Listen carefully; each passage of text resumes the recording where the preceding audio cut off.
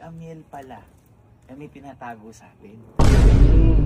Si Amiel pala ay natapilok. Very good.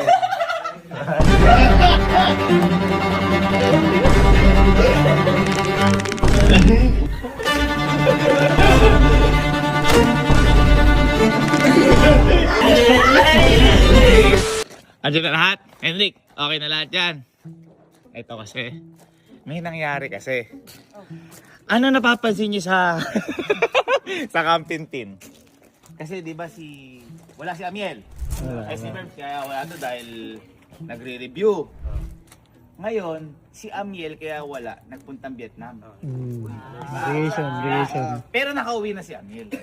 Nagtataka ako, bakit hindi pa umuwi dito? Ngayon nalaman ko kay Henry, si Amiel pala ay may tinatago sa atin. Si Amiel pala ay natapilok. Nag-sensor, natapilok ka? Ay, hindi po. Okay! Boy, si Amiel natapilok daw pala! Ano saan? Kaya niya ayaw ka ba, no? Ayaw mo balik dito. Pupunta! Pupunta ko yan! Sabi mo, hindi ka makalakad na maayos. Nakakalakad naman. Pero umiikay ka dyan. Okay! Malapit na lang, puta ka namin! Ayaw kasi yan maasar. Kaya ganyan yan. Oo. Ayaw magsabi mo eh. Ngayon! Ngayon!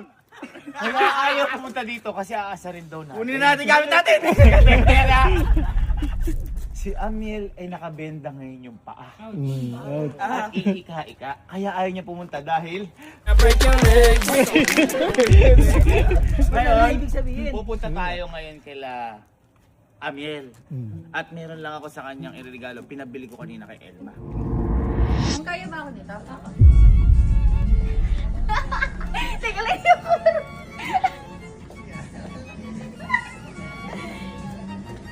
Okay. Mamimili ko na po. Ay. Regaluhan natin siya na to para magamit niya. Di ba? Paano mo nalaman? Ha? Paano mo nalaman? Sabi sa akin ni Henrik, tapos nakita ko namamagay.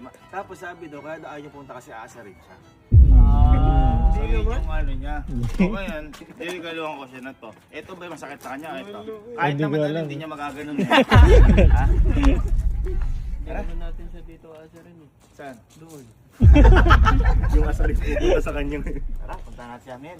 Para makakain din tayo dun. Oo. Mga sarap na